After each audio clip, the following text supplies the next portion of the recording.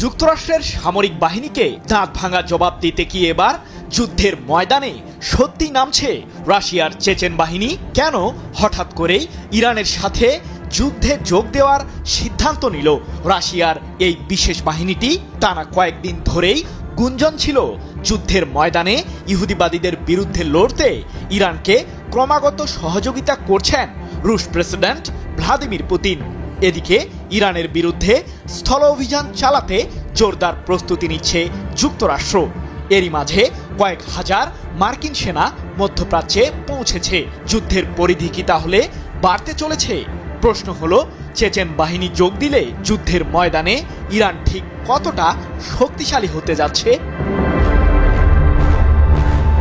মার্কিন president Donald ট্রাম্পের ষড়যন্ত্র এখন কেবল ইরানের পারমাণবিক কেন্দ্র ও ক্ষেপণাস্ত্র কর্মসূচি ধ্বংস করার মধ্যেই সীমাবদ্ধ নেই। ইরানের তেল সমৃদ্ধ খারক দ্বীপের দখল নিতে মরিয়া হয়ে পড়েছে যুক্তরাষ্ট্র।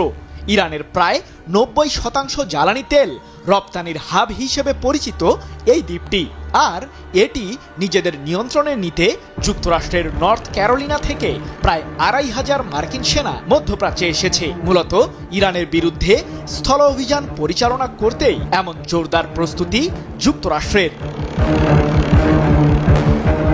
কিন্তু ইরানের জ্বালানি তেলের নিয়ন্ত্রণ মার্কিন প্রশাসনের হাতে চলে গেলে যে রাশিয়ার জন্যও সেটা সমান ক্ষতির কারণ হবে, সে বিষয়টি হাড়ে হাড়ে টের পেয়েছেন পুতিন।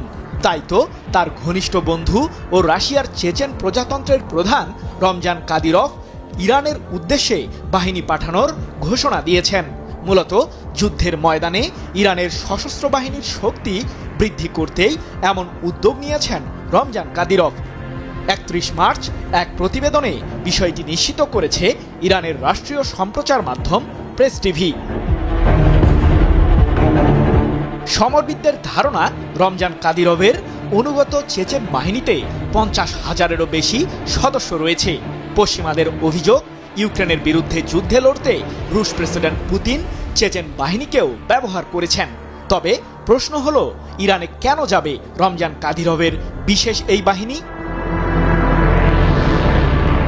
ইরানের বিরুদ্ধে চলমান যুদ্ধের ময়দানে যুক্তরাষ্ট্র ইসরায়েলকে সরাসরি সমর্থন জানিয়েছেন ইউক্রেনের প্রেসিডেন্ট ভলোদিমির জেলেনস্কি। এমনকি কিয়েভ থেকে মধ্যপ্রাচ্যে আত্মঘাতী ড্রোন তৈরি সংক্রান্ত বিশেষজ্ঞদের একটি টিম পাঠানোর ঘোষণাও দিয়েছেন জেলেনস্কি, যাকে ঘিরে জাতিসংঘে নালিশও দিয়েছেন আন্তর্জাতিক এই সংস্থাটিতে নিযুক্ত ইরানের স্থায়ী প্রতিনিধি আমির সাইদ ইরাভানি। সমরবিদদের ধারণা, ইহুদিবাদীদেরকে জেলেনস্কি সমর্থন দেওয়ায় ইরানকে সরাসরি সহযোগিতা করতে যাচ্ছে রাশিয়া।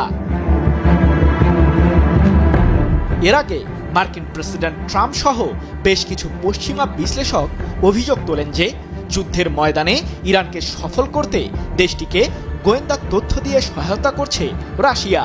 বিশেষ করে মধ্যপ্রাচ্যে থাকা মার্কিন বিমানবাহী রণতরী ও সামরিক ঘাঁটিগুলোতে মিসাইল হামলা চালিয়ে সেগুলোকে গুড়িয়ে দিতে নির্ভুল স্যাটেলাইট ডেটা তেহরানকে দেওয়ার অভিযোগ আছে মস্কোর বিরুদ্ধে।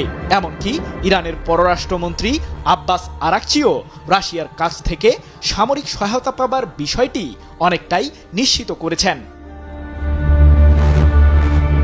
প্রশ্ন হলো, ইরানের এত প্রস্তুতির সামনে কি টিকতে পারবে যুক্তরাষ্ট্রের স্থলবাহিনী? জেবিএস হোল্ডিংস লিমিটেড সম্প্রতি পারস্য উপসাগরীয় অঞ্চলে থাকা মার্কিন সামরিক বাহিনীকে হাঙ্গরের খাদ্যে পরিণত করার হুমকি দিয়েছে ইরানের সর্বোচ্চ প্রতিরক্ষা বাহিনী IRGC। এ প্রসঙ্গে বাহিনীটির মুখপাত্র ইব্রাহিম জুলফাকারি বলেছেন, আমাদের দেশের বিরুদ্ধে যুক্তরাষ্ট্র স্থলবাহিনী পাঠালে তাহলে সেটা তাদের জন্যই গুরুতর ও অপমানজনক পরিণতি বয়ে আনবে।